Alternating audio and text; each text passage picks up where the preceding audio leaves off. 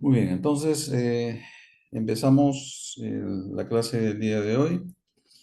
Enfoque del paciente por problemas y principales síndromes reumatológicos. Soy el doctor Alfaro del Hospital Almenara Irigoyen, soy médico reumatólogo. Eh, es importante eh, hacer este análisis porque nos va a permitir enfocar apropiadamente el problema o los problemas que tenga el paciente o la paciente y actuar de acuerdo al análisis que nosotros hagamos del caso.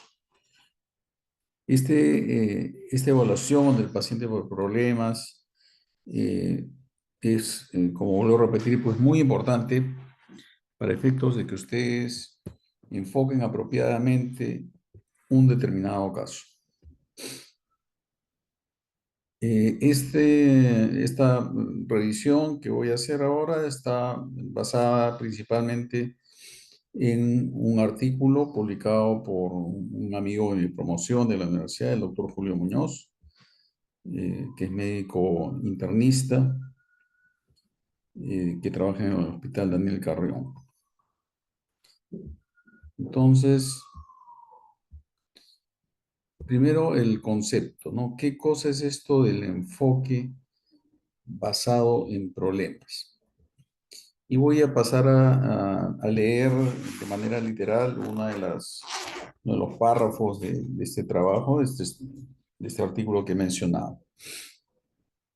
Dice, cuando el estudiante y el médico Nobel comprenden esta tónica metodológica, comienzan a vivenciar de modo diferente las inquietudes del hombre enfermo.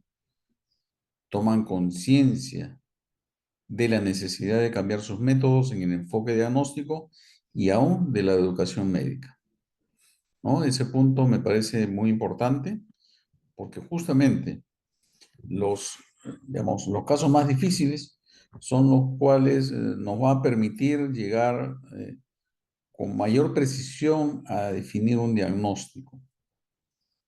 Y obviamente esto influye también pues, en la educación médica.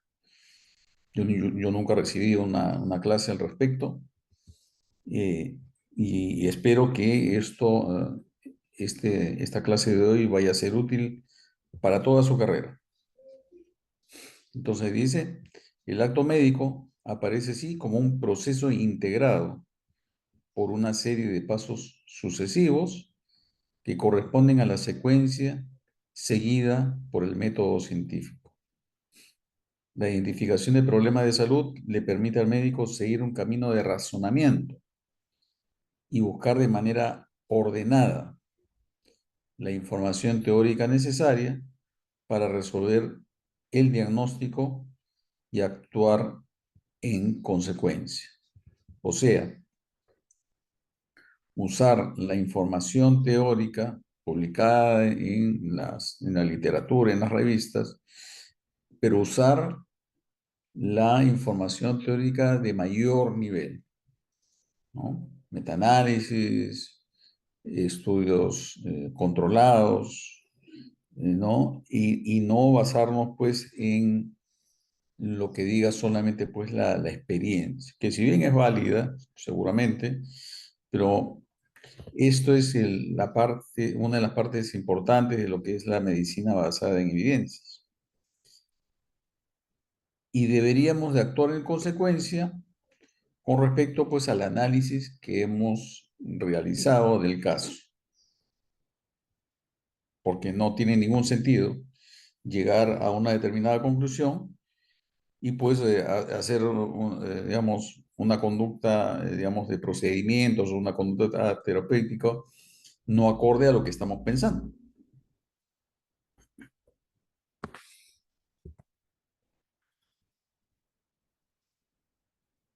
Entonces,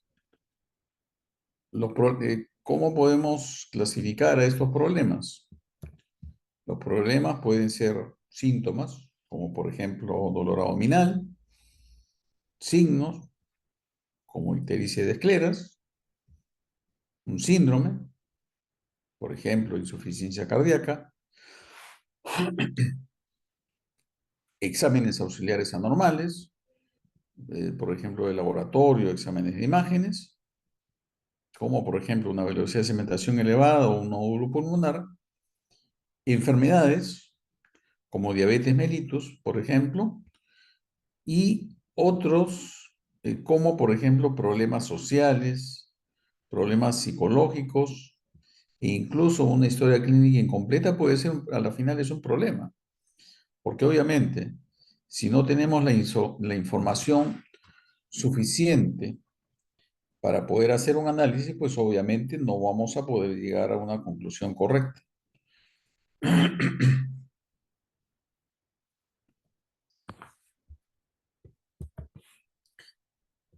Y dice, una premisa fundamental en la elaboración de una lista de problemas es llevar cada problema al nivel más alto de resolución diagnóstica, con la evidencia disponible en un momento dado, agrupadas en lo posible en síndromes, y si esto no es posible, seleccionar un grupo de problemas guía para ir sustituyendo por un diagnóstico etiológico cuando este ya ha sido confirmado.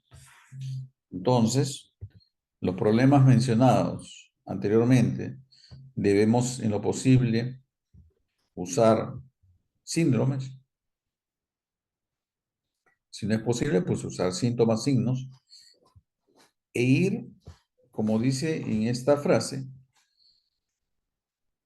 seleccionar un grupo de problemas guías. Si un paciente tiene, por ejemplo, 7, 8 problemas, usar 2 o 3 y después ir explicando digamos, el caso, y ese caso nos debería explicar todos los problemas que tiene el paciente, o por lo menos la mayoría.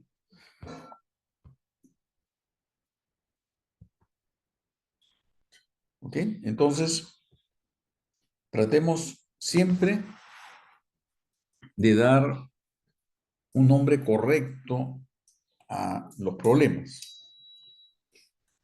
¿Ok? Ese es también una premisa, un punto muy importante. Muy bien. ¿Cuáles son los principales síntomas de un paciente reumático? Es evidente que el dolor es una de las características más importantes de los síntomas pues, de patología musculoesquelética, e inclusive también las patologías autoinmunes sistémicas.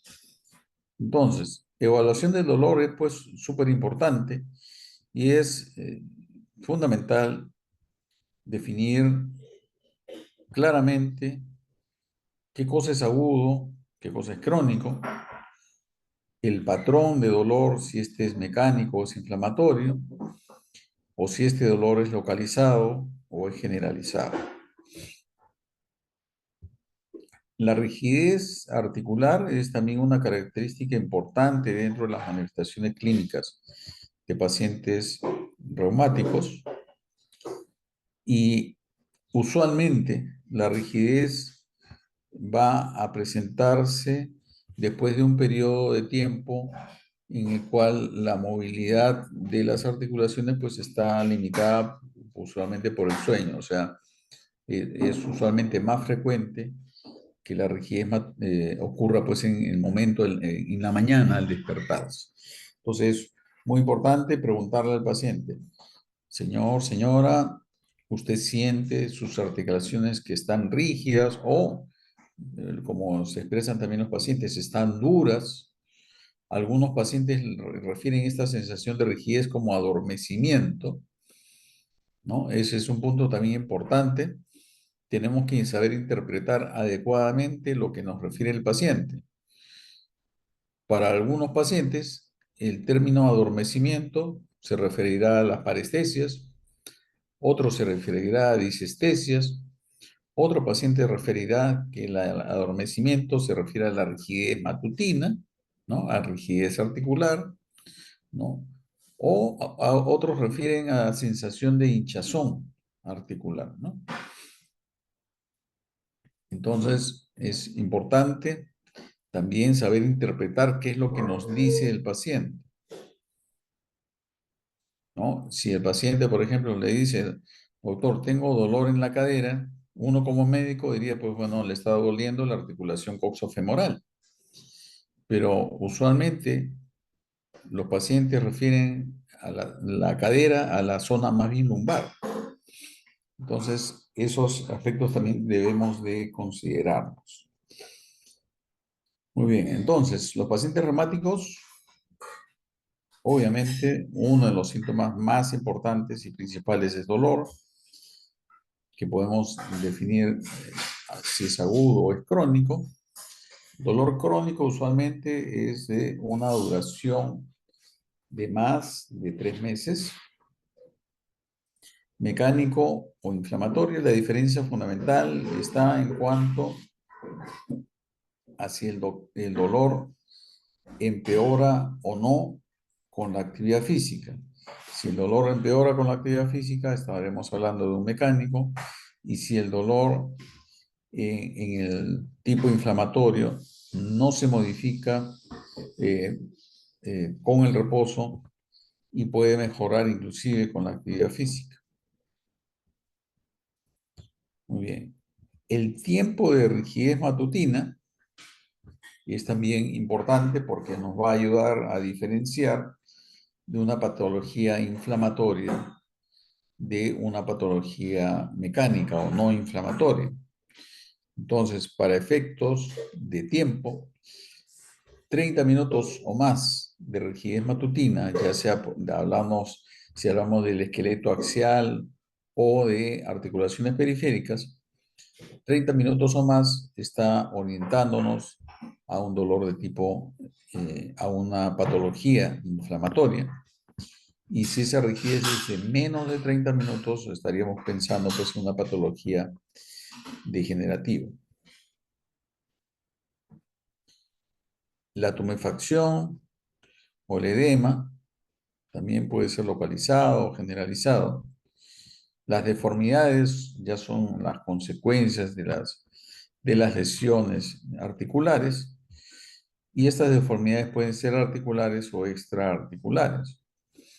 Por ejemplo, un ejemplo de deformidad extraarticular es cuando hay una tumefacción de la bursa olecraniana, ¿no? O la presencia de un quiste sinovial a nivel del dorso de la muñeca, en lo que se refiere al ganglión. Y las deformidades articulares, pues, expresados en alteraciones del alineamiento, como por ejemplo en la artritis reumatoide, cuando hay la desviación cubital de manos.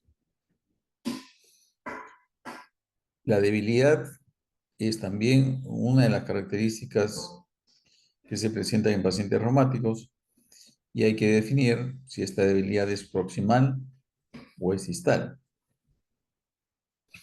La fatiga o cansancio, si es permanente o es intermitente. Limitación de movimiento. Las manifestaciones cutáneas son parte importante de patologías reumáticas autoinmunes sistémicas, y dentro de ellas, ¿no? Eritemas y la fotosensibilidad, que implica la aparición de lesiones cutáneas por periodos cortos de exposición a radiación solar.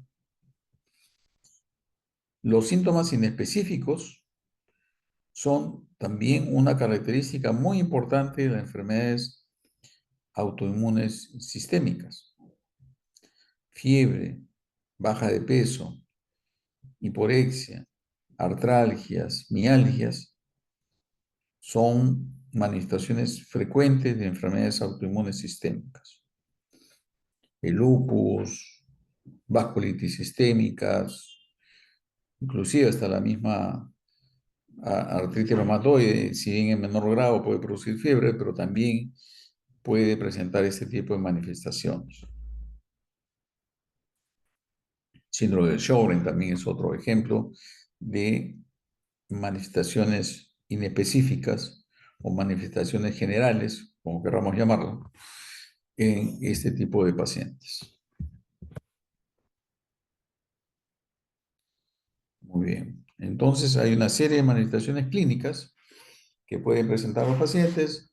Sin duda la cabeza del dolor, pero también siempre preguntar por rigidez articular, sobre todo matutina, y cuánto tiempo tienen esta sensación. Entonces le preguntan al paciente, en la mañana siente que sus articulaciones están duras, que tiene dificultad para mover las articulaciones. Si le dice sí, le dice cuánto tiempo después de que usted se despierta, ya usted se siente mejor y ya puede movilizar mejor las articulaciones. Entonces ese es el tiempo en el que van a considerar para efectos de la rigidez matutina. ¿Ok? La lumbalgia es un síntoma extremadamente frecuente. De hecho, se dice que el 100% de personas vamos a sentir dolor lumbar en algún momento de nuestra vida. Entonces, es importante reconocer, ¿no? Y definir y clasificar apropiadamente esta manifestación clínica para poder dar un enfoque terapéutico apropiado. Lo primero que tenemos que hacer es definir cuánto tiempo tiene el dolor lumbar, ¿ok? Para poder decir, ¿es agudo, es subagudo o es crónico? ¿No? Habíamos mencionado en el slide anterior que dolor crónico se define por un tiempo de dolor mayor de 12 semanas. Entonces, esto también va incluido en esta definición, ¿no? O sea, dolor lumbar mayor de 12 semanas. Y agudo es menor o igual a 6 semanas. Hay que tener presente que las definiciones de agudo o crónico van a depender de cada patología. O sea, no siempre una, eh, una manifestación clínica aguda va a ser de 6 semanas, ¿no? O el dolor crónico o otra manifestación crónica no necesariamente va a ser mayor de 12 semanas. Entonces, cada patología tiene su propia definición de agudeza y de cronicidad. Entonces, habíamos mencionado de que la lumbalgia crónica, o sea, una lumbalgia de más de 3 meses, debemos de clasificar en tipo mecánico o inflamatorio. Muy bien. La lumbalgia mecánica empeora con la actividad física y mejora con el reposo. En la lumbalgia inflamatoria, el dolor no mejora con el reposo y más bien mejora con la actividad física. Tiempo de rigidez matutina axial, más de 30 minutos. Y esto se presenta de manera característica en personas jóvenes, menor de 40 años. Y adicionalmente, una manifestación importante que es el dolor nocturno, referido como la presencia o la aparición de dolor en la zona lumbar a partir de las 2 de la mañana. O sea, la segunda mitad del sueño. Todo dolor nocturno va a ser definitivamente un dolor importante y nos debe hacer sospechar de una patología orgánica. Entonces, háganle siempre caso a este dolor nocturno. Paren sus orejas porque lo más probable que los síntomas que está refiriendo el paciente tenga que ver con una patología significativa.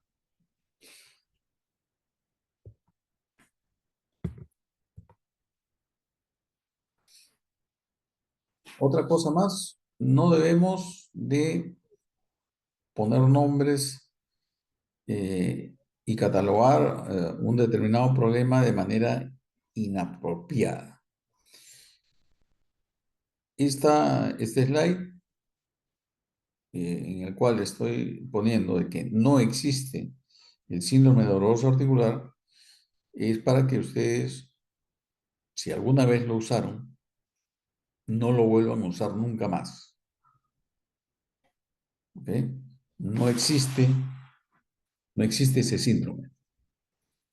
¿Ok? Las personas que tienen una patología articular de tipo inflamatorio, por ejemplo, debemos de clasificarlo por el número de articulaciones y por el tiempo de enfermedad.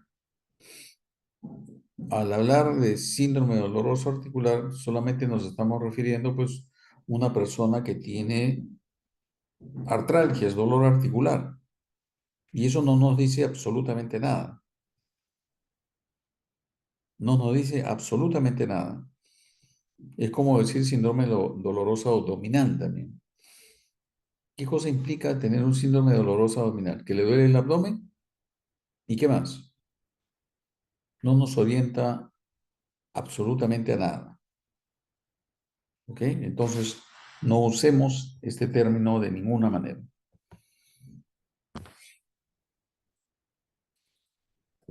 Como ya todos saben, las características de un proceso inflamatorio es calor, o sea, aumento de temperatura, tumor, o sea, aumento de volumen, rubor, o sea, eritema, y dolor, ¿no? Entonces, en un proceso inflamatorio como una artritis, pueden haber varias de estas características.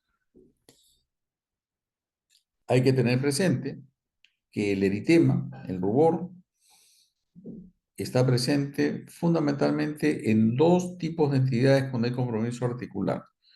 Uno es la artritis por microcristales, en especial la gota, y el otro es la artritis séptica. Entonces, todo paciente que tenga características inflamatorias y que incluyan eritema de la zona afectada, debemos de descartar artritis séptica hasta que demostremos lo contrario. ¿Ok? Entonces, porque son dos entidades fundamentalmente, como digo, que nos da eritema articular. Artritis por microcristales, como la gota, por ejemplo, y artritis séptica.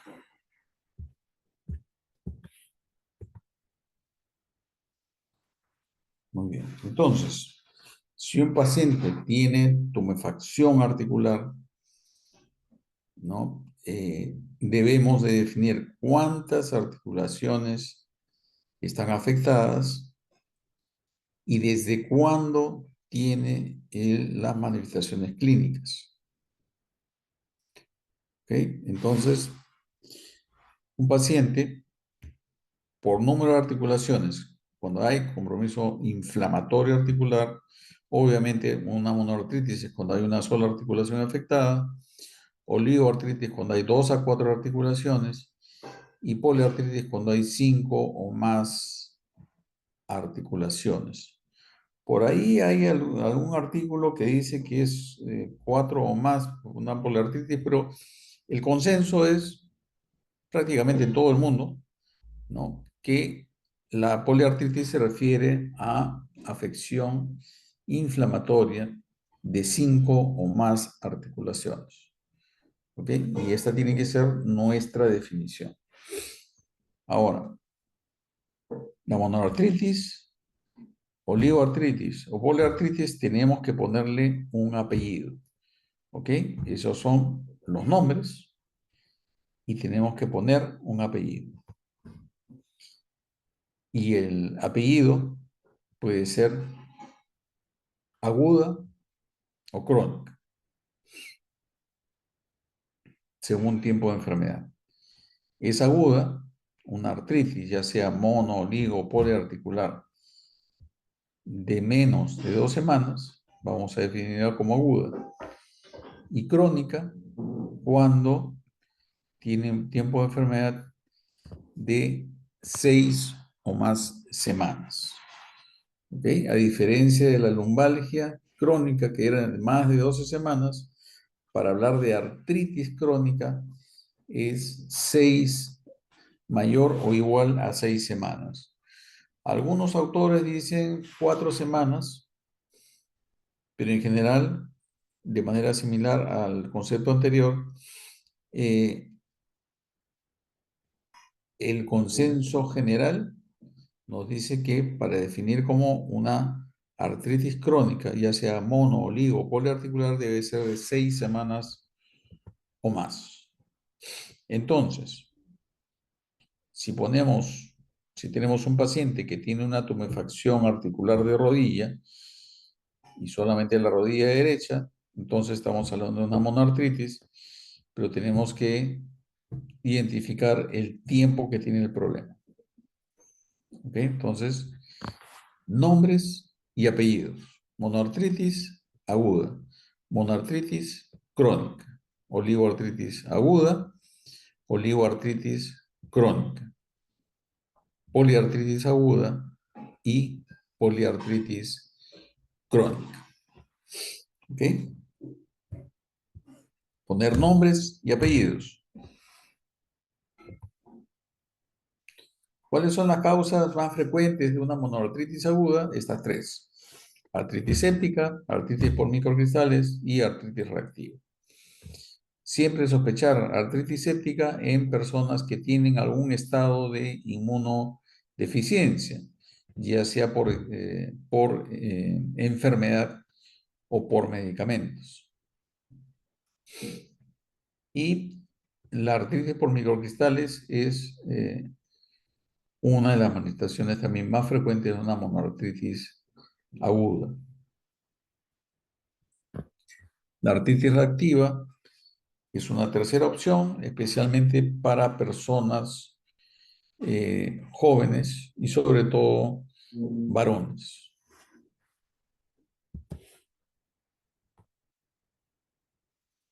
Entonces, ¿y por qué es importante hacer poner el nombre apropiado al problema?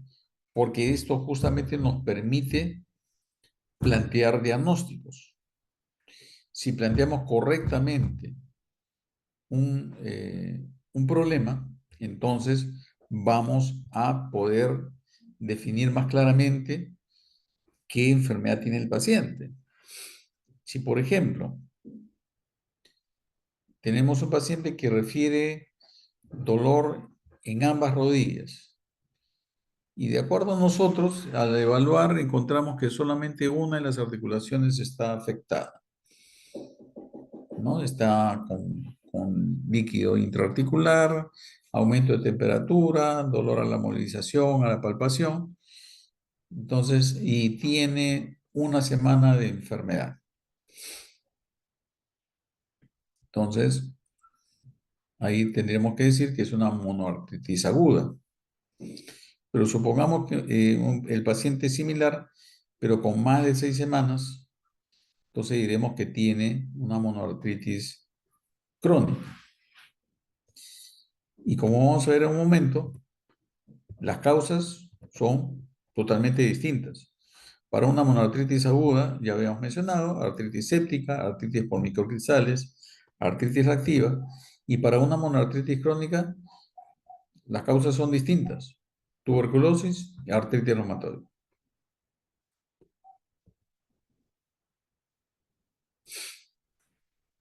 Causas de poliartritis aguda.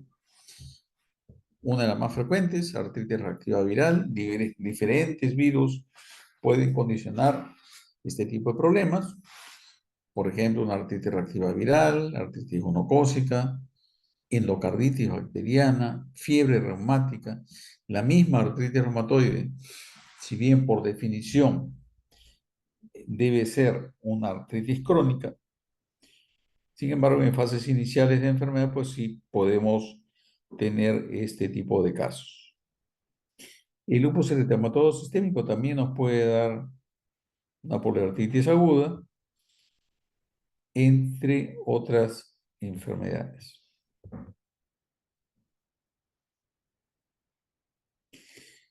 ¿Cuáles son las causas de una poliartritis crónica? La artritis reumatoide, otras enfermedades difusas, tejido conectivo como lupus, síndrome de Sjögren, artritis por microcristales, tanto la artritis por microcristales de pirofosfato cálcico como la misma gota en sí, sobre todo eh, asociadas a presencia de tofos. O sea, las gotas tofáceas crónicas pueden tener con más frecuencia, ¿no?, compromiso poliarticular crónico. Y la artritis psoriásica de la misma manera, ¿no? Puede producir también poliartritis crónica. Pero la artritis psoriásica puede tener otras formas también de presentación. Entonces, como ustedes ven, es fundamental poder diferenciar y poner el nombre correcto al problema, porque las causas, ¿no?, relacionadas a ese problema son distintas. ¿Ok? Entonces, ese es un punto entonces crucial, dar el nombre apropiado al problema.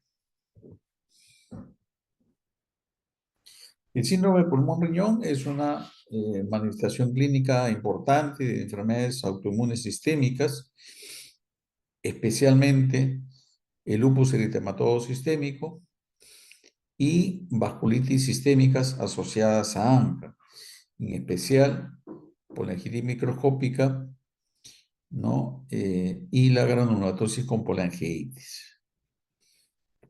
¿Cuáles son las manifestaciones clínicas del síndrome de pulmón-riñón? Uno, hemorragia alveolar, o sea, ocurre hemoptisis, hay infiltrado alveolar difuso en imágenes y una disminución y caída brusca de hemoglobina, sin una evidencia clara de sangrado.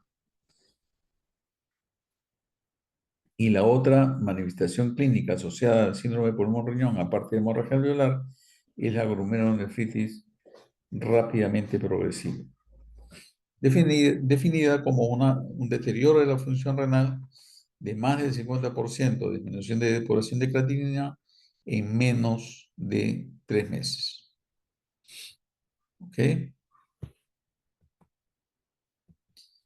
Muy bien. Entonces, hasta aquí, no sé si hay alguna pregunta.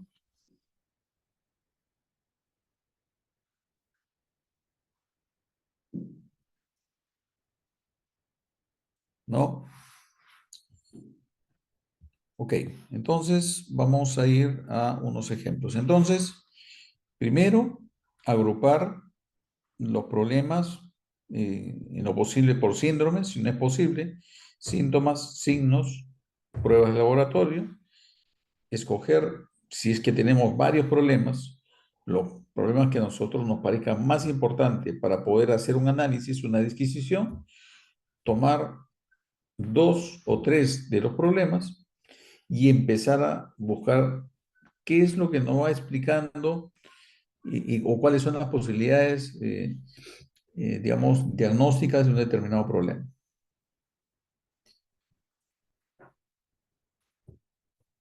Muy bien, entonces vamos a ir a un ejemplo. Dice, mujer de 75 años que ingresa procedente del servicio de urgencias por dolor en rodilla derecha de carácter agudo de 24 horas de evolución.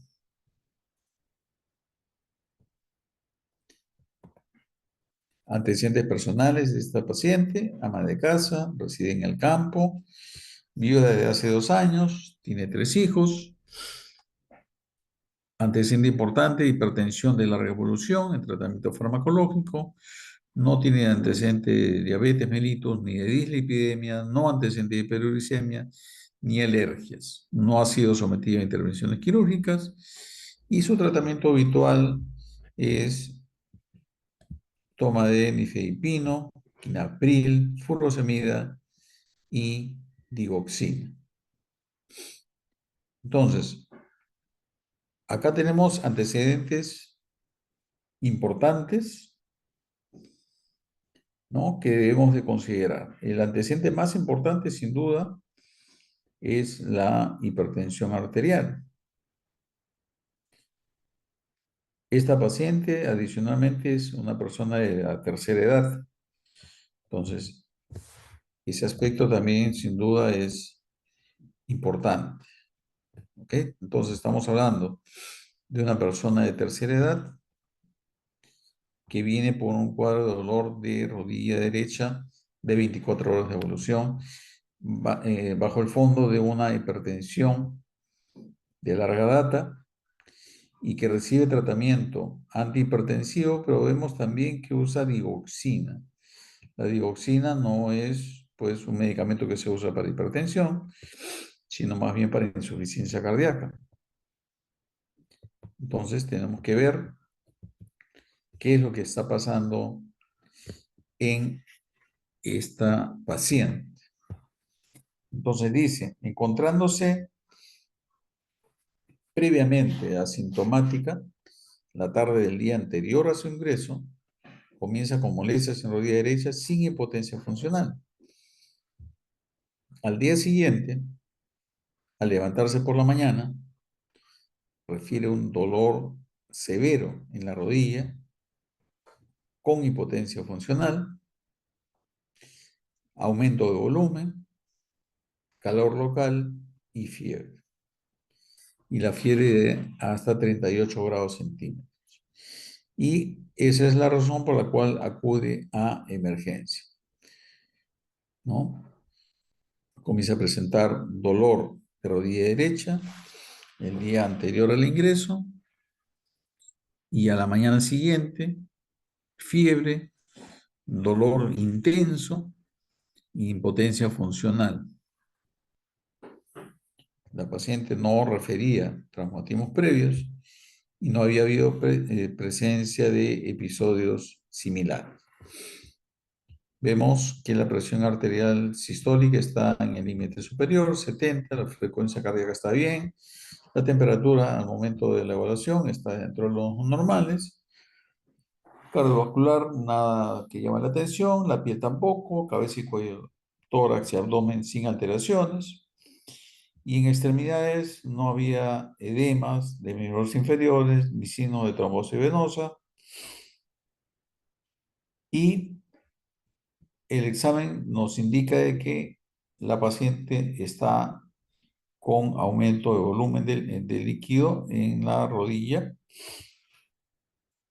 Dice que está caliente, o sea, hay aumento de temperatura y con tumefacción, con signo del témpano en dos cruces. Muy bien, entonces, hasta este momento lo que tenemos claro es que es una mujer de tercera edad con antecedentes de hipertensión que presenta un cuadro de dolor agudo con aumento de volumen de la rodilla derecha de 24 horas de evolución asociado a una fiebre de 38 grados centígrados. El examen físico, lo que ya les mencioné, lo significativo, una presión sistólica levemente incrementada y con una evidente afección inflamatoria de la rodilla derecha, expresada en signo del témpano, el aumento de temperatura y obviamente dolor a la palpación. La movilidad estaba disminuida. Entonces, esta paciente, ¿qué problemas tenemos? Hipertensión arterial, fiebre de 38 grados y una monoartritis aguda de rodilla derecha. Habíamos mencionado que en una monoartritis aguda tenemos fundamentalmente tres opciones. La tercera va más para pacientes jóvenes. Nuestra paciente del problema es una persona de 75 años, por lo tanto la artritis reactiva nos queda como una posibilidad alejada. La otra opción, o las otras dos opciones que son las más probables, son la artritis séptica y artritis por microcristales. Entonces, tenemos una monoartritis aguda con fiebre. Nuestra primera opción, evidentemente, tendría que ser una artritis séptica.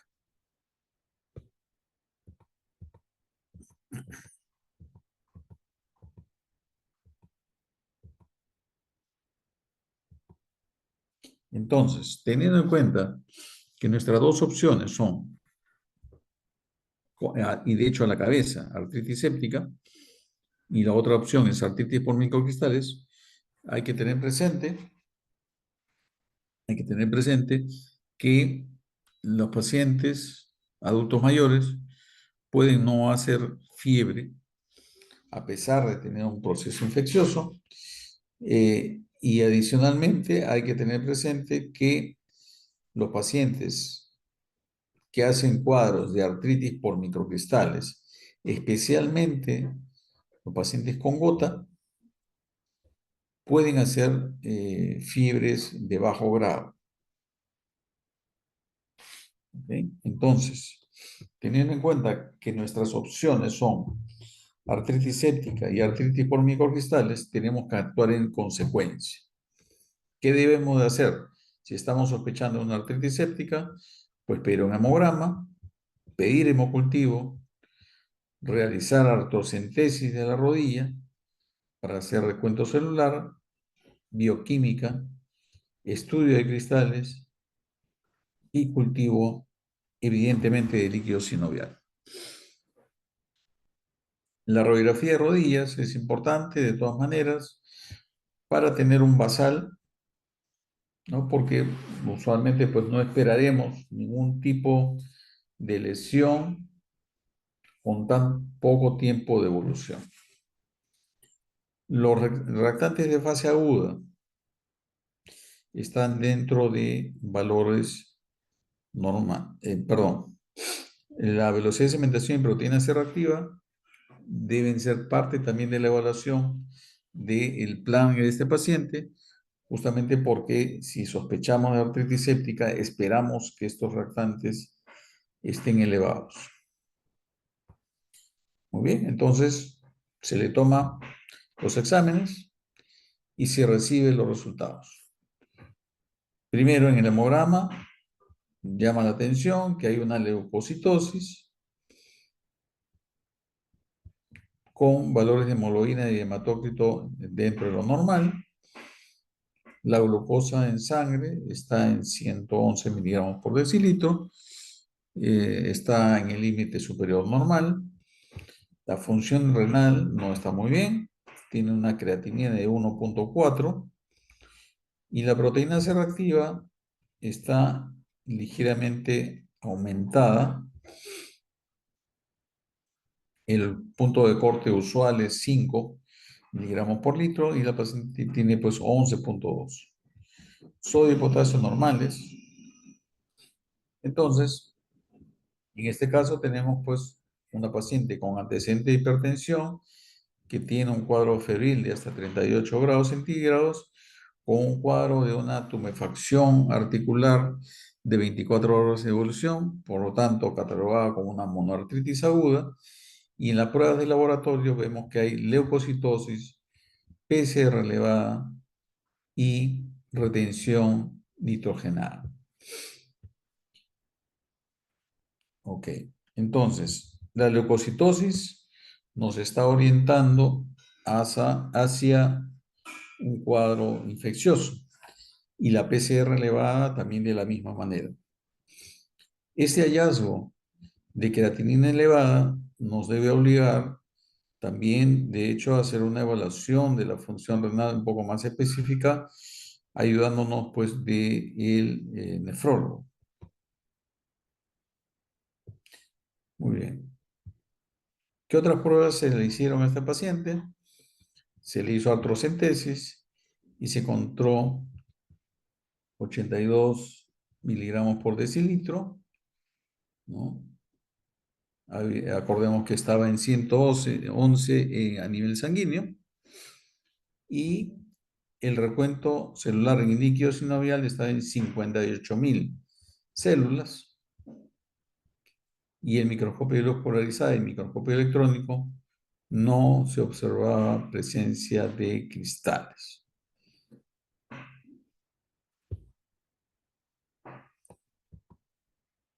Muy bien, entonces, estos datos que nos están dando adicionalmente nos refuerzan la posibilidad de que esto sea pues una artritis séptica.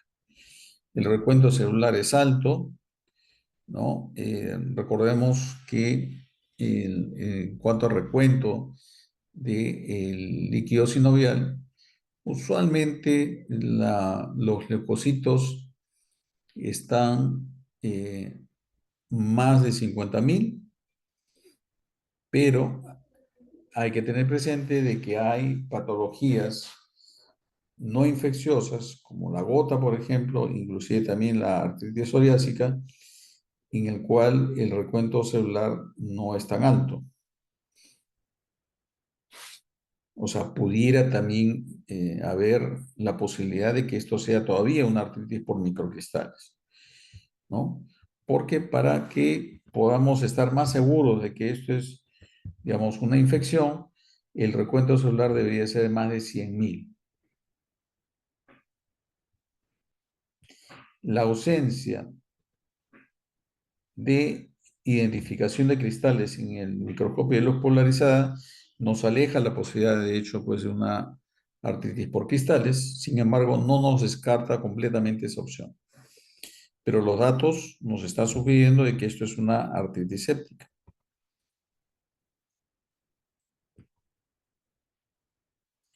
Entonces, teniendo en cuenta de que tenemos un recuento celular alto, teniendo en cuenta de que la presencia no se encontró hallazgo de cristales, entonces nuestra primera presunción es una artritis séptica de rodilla derecha asociada a una retención nitrogenada, y bueno, como tercer aspecto, pues lo de la hipertensión. Entonces, ya se tomó el hemocultivo, ya se tomó el cultivo del líquido sinovial, y entonces tenemos, como dice la primera parte de esta charla, ¿no? Actuar en consecuencia a lo que estamos planteando. Si estamos planteando que esto es una artritis séptica, ya tomamos como medidas la toma de muestra de líquido sinovial para cultivo y el hemocultivo, y debemos de empezar una terapia antibiótica empírica. ¿Okay? Debemos de cubrir tanto gram positivos como gram negativos. Dentro de los gram positivos, el germen más frecuentemente afectado o que se compromete en este tipo de entidad es el estafilococo aureus. Entonces debemos de cubrir tratamiento antibiótico basado en eso. Pero hay que esperar de todas maneras el resultado de cultivo del líquido sinovial y el hemocultivo también, de hecho, para precisar una terapia antibiótica definitiva según el antibiograma. ¿Okay? Adicionalmente, tenemos una paciente hipertensa que está con retención nitrogenada. Es posible que esta paciente pues esté haciendo daño renal por hipertensión, ¿no? Esté haciendo una nefropatía hipertensiva. Entonces, debemos hacer una depuración de creatinina y adicionalmente una ecografía renal. Entonces, el resultado de la artrocentesis mostró, ¿no?, que justamente se aisló un estafilococo aureus meticilino sensible, y nuevamente pues se hace estudio del líquido sinovial, incluyendo microscopía electrónica, y se descarta definitivamente presencia de cristales. Entonces, al tener el cultivo ya positivo, el diagnóstico está ya totalmente confirmado. Entonces, el diagnóstico final, por lo tanto, de esta paciente es una artritis séptica de rodilla derecha por estafilococo aureus.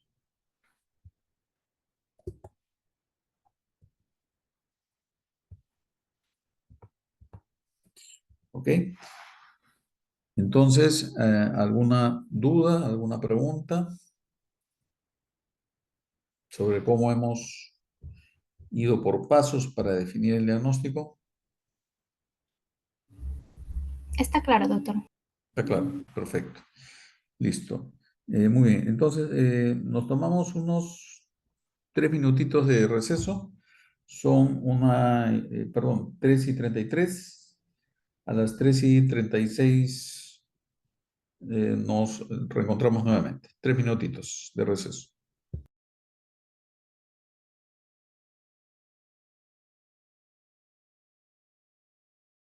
Doctor, buenas tardes. Voy a ir enviando el link de asistencia.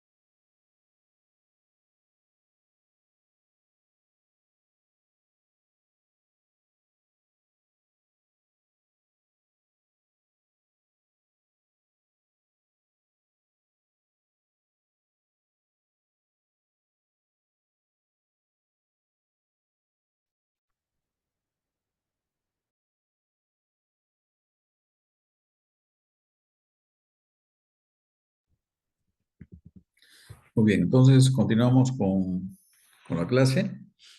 Entonces, la idea de esta evaluación por problemas implica también tener presente que debemos de plantear diagnósticos diferenciales. Si bien podemos plantear un solo diagnóstico, eso no es muy apropiado porque hay casos en los cuales aparentemente tenemos un diagnóstico claro y a las finales resulta que es otro el diagnóstico. Entonces, primero, plantear apropiadamente los problemas, darles el nombre correcto a los problemas, nombres y apellidos, y luego hacer el plan de trabajo respectivo. Muy bien, entonces vamos al siguiente caso.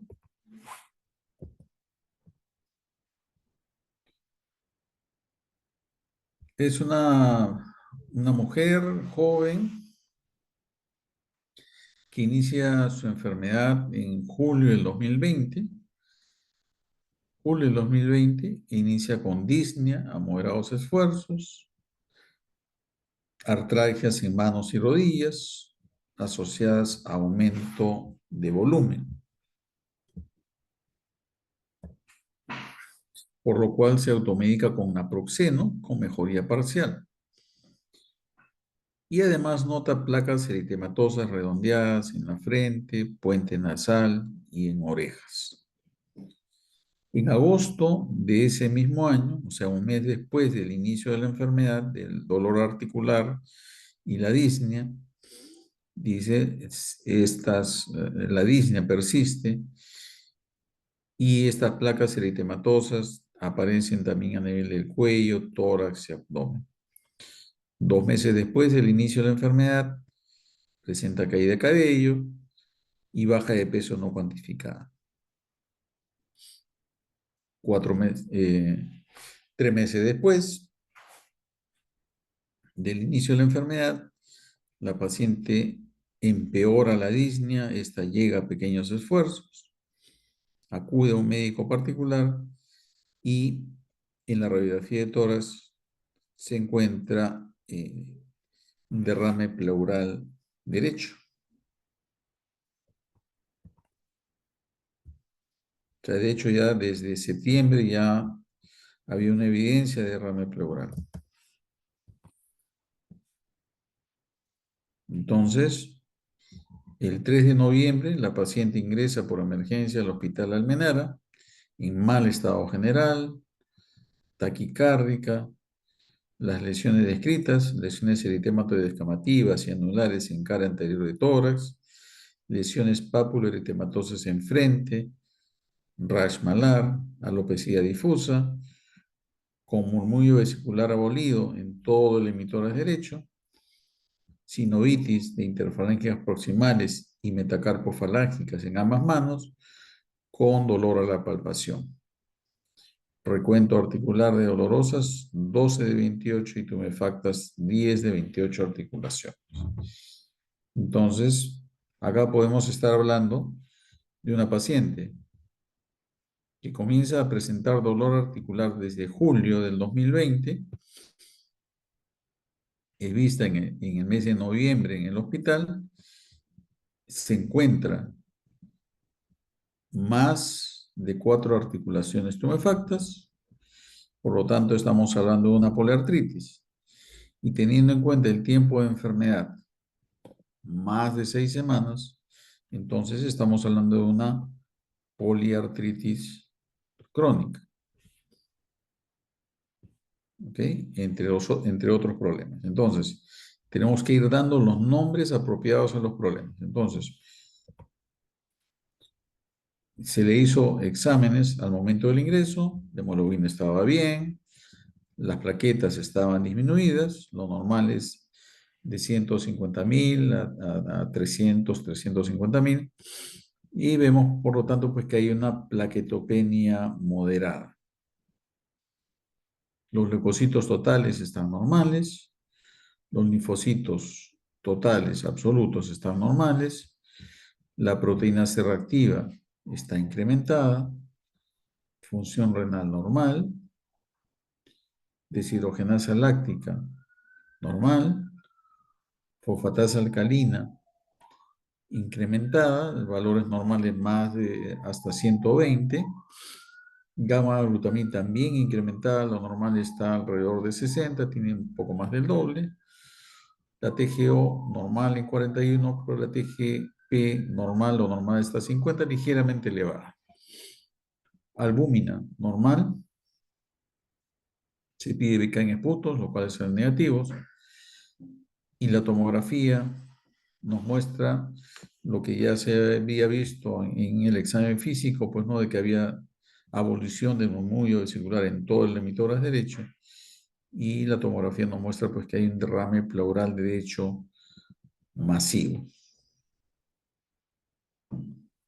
Entonces, ya hemos visto, hay un dolor poliarticular de 4 meses de evolución, con tumefacción articular, por lo tanto, ya hemos mencionado, hay una poliartritis crónica. Habíamos visto también que había un eritema facial y a nivel de tórax, placas eritemodescamativas y algunas lesiones de tipo anular, como estas de acá, alopecia difusa, Hay una disnea progresiva que empezó en el mes de julio, pero progresó a pequeños esfuerzos hacia el mes de octubre. Y esto secundario pues a un derrame pleural masivo. Taquicardia, plaquetopenia moderada y tenía un PCR elevado. Entonces vemos que hay varios problemas que presenta la paciente y que tenemos que ir agrupándolos. Entonces, ya hemos mencionado, tenemos como un cuadro, uno de los problemas, una poliartritis crónica, caracterizado por dolor poliarticular mayor de 6 semanas y artritis de más de 4 articulaciones. O sea, tenía 10 articulaciones tumefactas y por lo tanto es una poliartritis. Presenta esta paciente rash malar con eritema facial inflamatorio que respeta el surco nasogeniano.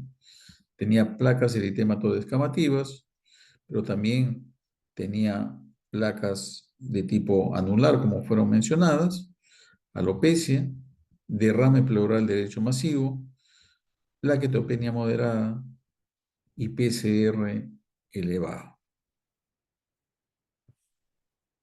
¿Ok? Entonces, qué cosa debemos de hacer cuando hay ya varios problemas? Debemos de tomar eh, alguno de ellos que nos parezca el más importante. Alguno podrá decir, bueno, la poliartritis crónica es mi primera opción y con eso voy evaluando otras opciones, otras posibilidades y voy explicando los otros problemas, o puedo hacer una combinación, ¿no? Y puedo tomar 2 o 3 de estas opciones. Entonces, escogemos 2 o 3 problemas principales. Sin duda, la poliartritis crónica es un aspecto importante. Rash malar, el derrame pleural, sin duda también es un aspecto importante. La plaquetopenia también es un aspecto importante. Entonces, podemos empezar, por ejemplo, con derrame pleural, podemos empezar con poliartritis, planteando qué opciones diagnósticas nos pueden, digamos, explicar, ¿no? O cuáles son las causas de poliartritis crónica, cuáles son las causas de derrame pleural masivo unilateral. Entonces, por ejemplo, si empezamos con poliartritis crónica, ¿qué causas tenemos? ¿Cuáles son las más frecuentes?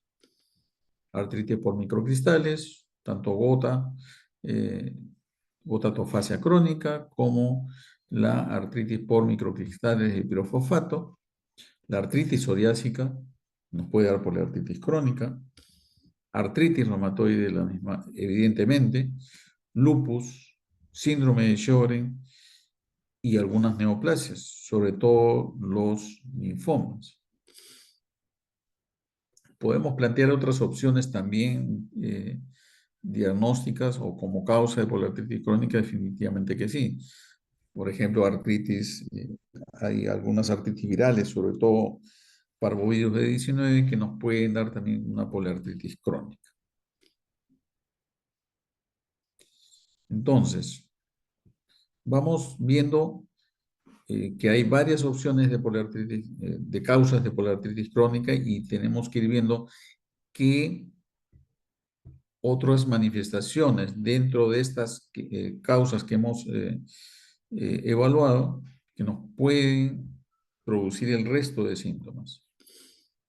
Entonces, el siguiente problema sería la serositis pleural.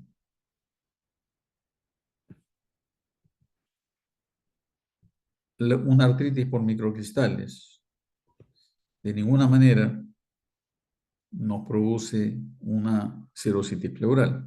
Por lo tanto, esta opción pues nos queda definitivamente eliminada.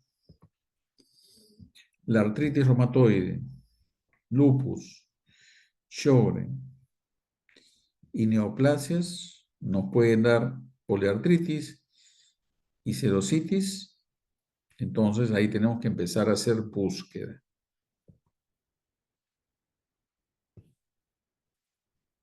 Entonces, por ejemplo, buscamos Sjögren síndrome, síndrome de Sjögren y efusión pleural. A mí me gusta hacer búsqueda con el PubMed, pero hay otras opciones también, de hecho.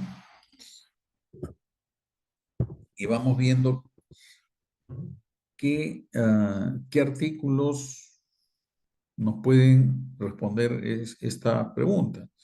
Entonces, por ejemplo, acá hay un artículo de un caso clínico de un paciente que tenía un pulmón encogido, función pleural, como una manifestación inicial de un Sjögren primario. Entonces, ¿hay casos descritos de función pleural? Sí. Otro caso también y así. Entonces, ¿están descritos casos en el Sjögren con serositis? Sí. Entonces, ¿podemos plantearlo como una opción? Definitivamente que sí. Y buscamos también el linfoma. El linfoma también puede presentarse como efusión pleural si hay varios artículos que muestran, ¿no?, que la efusión pleural puede ser parte de el cuadro clínico de un paciente con linfoma. Entonces, seguimos haciendo la búsqueda y seguimos preguntándonos qué paciente que de esas causas iniciales que hemos visto, una poliartritis crónica y que tienen serositis pleural, además pueden hacer plaquetopenia. Entonces, de estas opciones, ¿cuáles nos pueden explicar plaquetopenia y cuáles no? Entonces, hacemos búsqueda. ¿La artritis reumatoide se asocia a plaquetopenia? La respuesta es no. Entonces, estas otras opciones, el lupus, evidentemente que sí, nos puede dar este tipo de manifestaciones, pero el síndrome de Sjögren y las neoplasias puede ser. Entonces buscamos nuevamente en la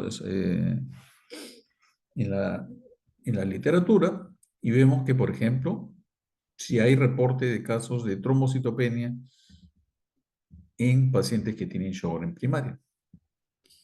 Por acá también, trombocitopenia en síndrome de Sjögren. Y por lo tanto, podemos decir de que sí es posible. Y la otra parte iba con respecto ya ahora el compromiso cutáneo. Entonces, primero, por la artritis crónica, causas. Tenemos una lista de 8 o 10 causas que nos expliquen serositis pleural, se nos acorta a 4. Plaquetopenia, se nos acorta a 3. Y que adicionalmente presente rash, ¿no? El rash mencionado, no solamente rash malar, sino también ese rash psoriasiforme, ¿no? Que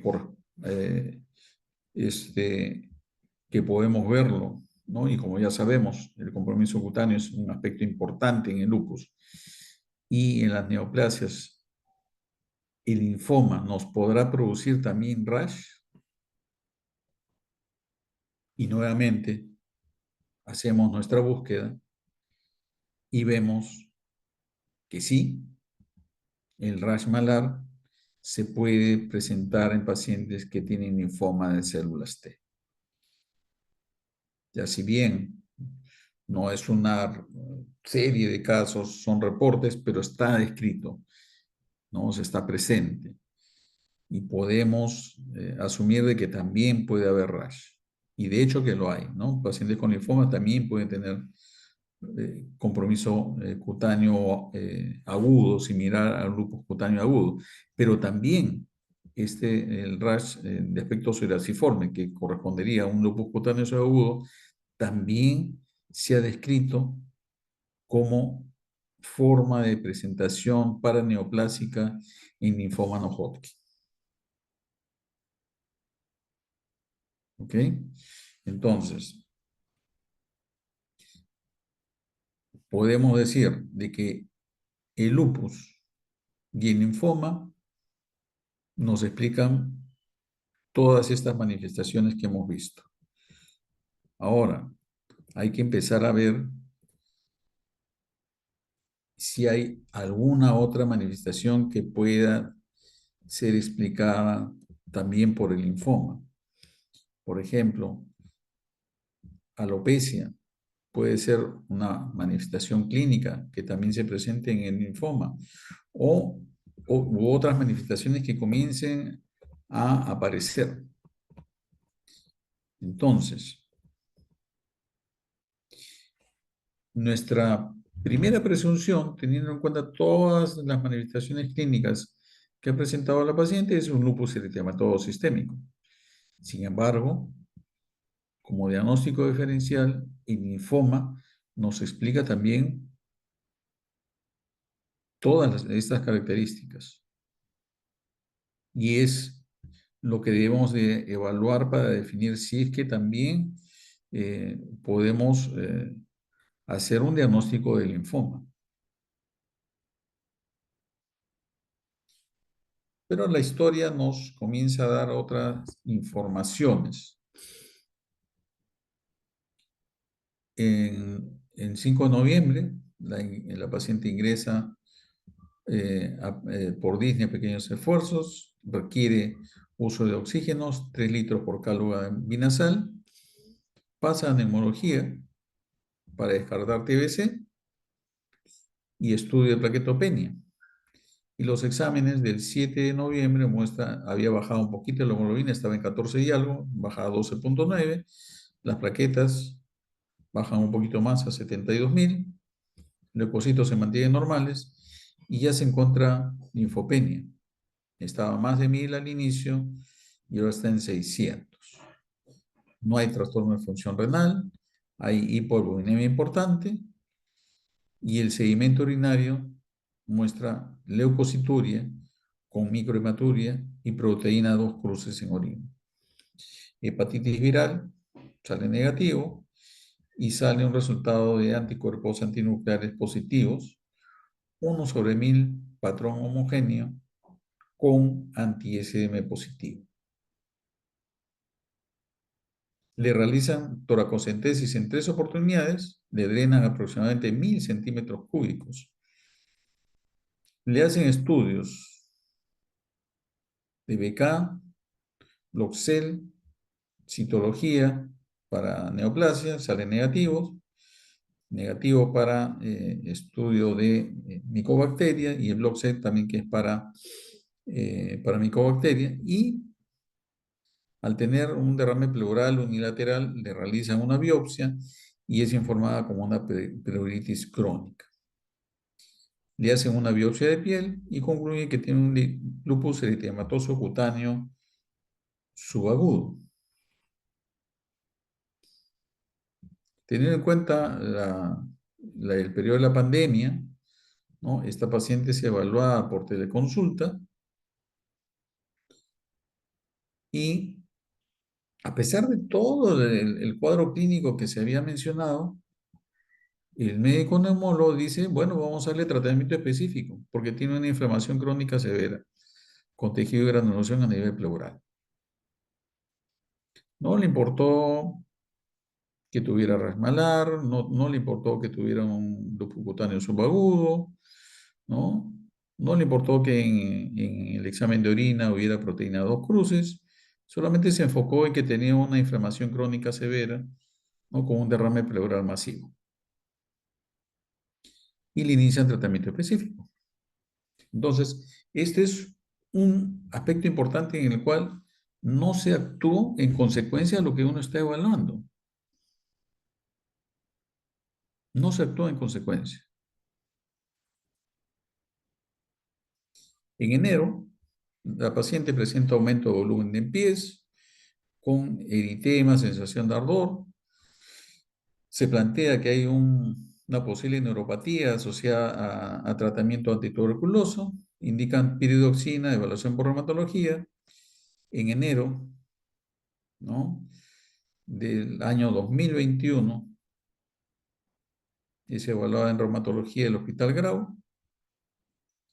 El reumatólogo ve pues que tiene el paciente alopecia, las lesiones mencionadas, artritis, hace un diagnóstico de lupus activo, ¿no?, después de que la enfermedad empezó en el mes de julio, ¿no?, del 2020, y que teníamos información suficiente en el mes de noviembre de 2020 para plantear ese diagnóstico.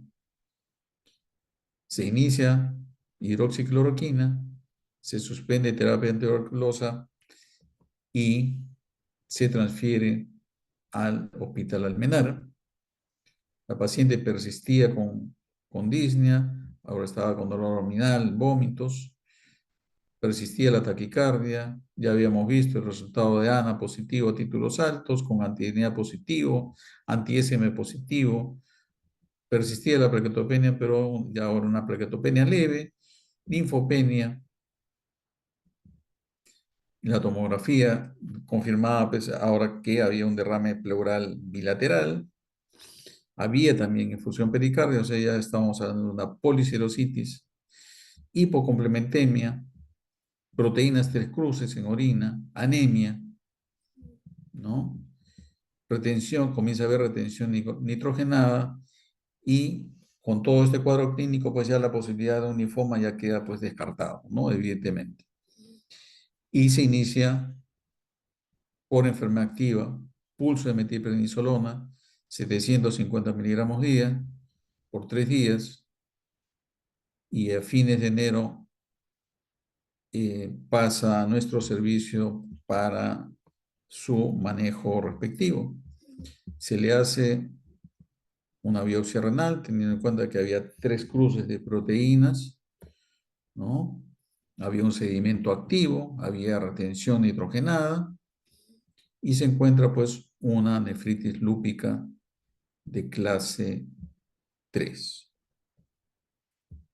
Y la paciente inicia tratamiento aparte de la metilprednisolona, recibe prednisona a dosis altas por la severidad de las manifestaciones clínicas, inicia tratamiento también con micofenolato con un buen resultado. Muy bien, entonces, este es un ejemplo bastante claro de cómo debemos enfocar el problema y cómo debemos de actuar en consecuencia de acuerdo a lo que uno va pensando, ¿no? Y esta es una muestra de cómo en este caso no se actuó en consecuencia inicialmente, ¿ok? Y la enfermedad fue progresando, ¿no? Entonces, ese es uno de los aspectos más importantes, ¿no? Entonces, como resumen, debemos de siempre identificar los problemas más importantes. Número 2, debemos de darle el nombre correcto a los problemas. Debemos de tomar los problemas más importantes para empezar a hacer la disquisición diagnóstica, y nunca olvidarnos de que debemos de hacer diagnósticos diferenciales. Lo que nos parece que es, no necesariamente lo es. ¿Ok? Entonces, siempre tengamos presente que el diagnóstico diferencial debe ser parte de la evaluación rutinaria de todo paciente. Si hay diagnósticos evidentes, como al final en este caso ya a la paciente se le vino pues todas las manifestaciones clínicas, pues ya no hay mucha dificultad. Pero hay otras en las cuales pues debemos hacer un raciocinio inclusive debemos hacer búsqueda bibliográfica para casos que son difíciles, ¿no? ¿Ok? Entonces, ese sería el mensaje final. No sé si tienen alguna duda o alguna pregunta.